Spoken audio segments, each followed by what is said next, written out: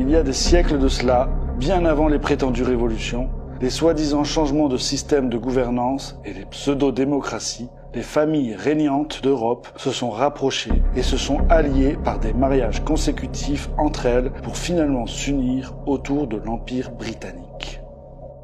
Ces familles ont compris qu'afin de ne pas perdre leur pouvoir, elles devaient s'unir et manœuvrer subtilement auprès des peuples qui ne sont pour elles que des sujets.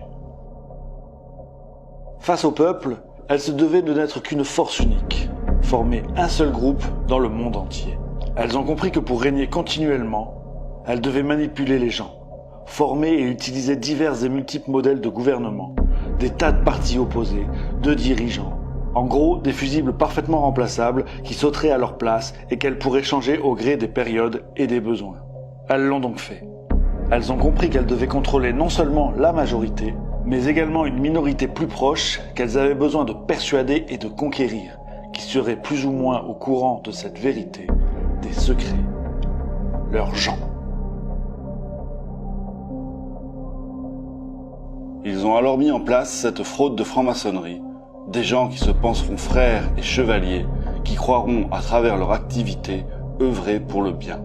Ces familles ont compris que pour réussir à parvenir à leur fin, elles devaient procéder de manière méthodique, mathématique, scientifique face aux masses, et devaient rester extrêmement bons et crédibles face à leur minorité.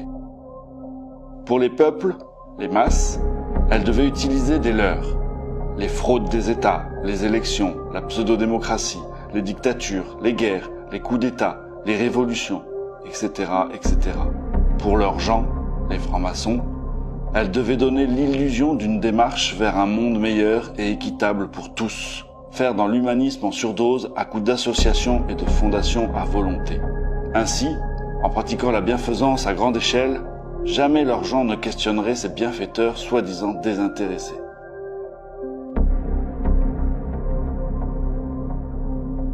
Ils se sont entendus dès le départ. Principe premier, tout sera sous leur contrôle. Personne n'aura le contrôle de l'argent dans le monde, sauf eux. Aucune exception. Les grandes sociétés, les multinationales, tout ce qui prend de l'ampleur et perdure leur appartient intégralement. Différents noms, différentes marques, différents pays, différents fondateurs, mais 100% à eux. Personne n'aura le contrôle des moyens de propagande, sauf eux. Imprimeries, journaux, et plus tard les télés, les médias alternatifs, les réseaux sociaux, aucune exception, contrôle absolu. Idem pour les domaines de la communication, de la santé, de l'éducation, etc., etc.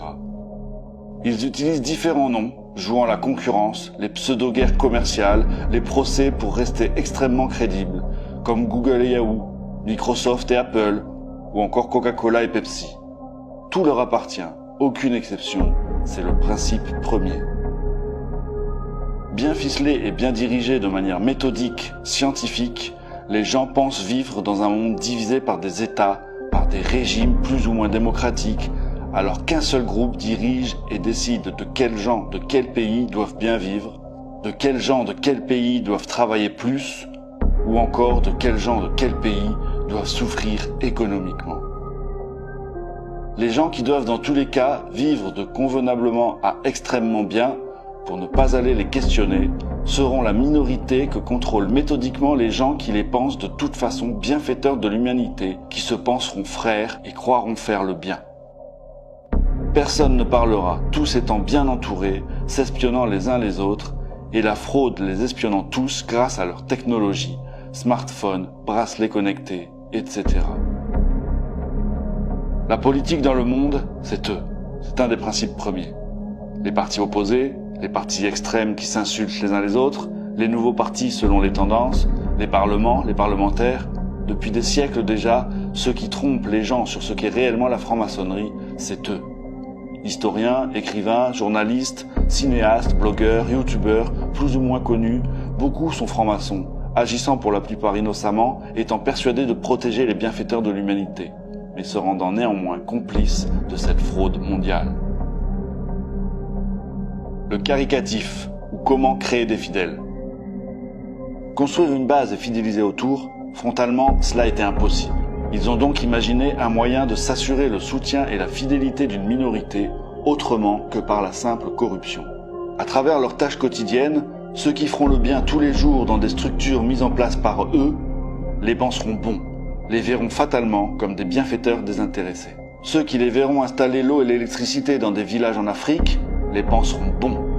Ceux qui les verront moderniser des hôpitaux dans le tiers-monde, les penseront bons. Ceux qui les verront aider des villages pauvres de quelque manière que ce soit, les penseront bons.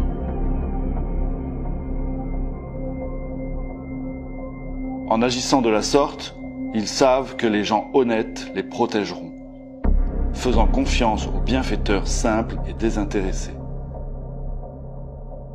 Leurs actes de bienfaisance sont en premier lieu par pur intérêt, pas pour authentiquement aider.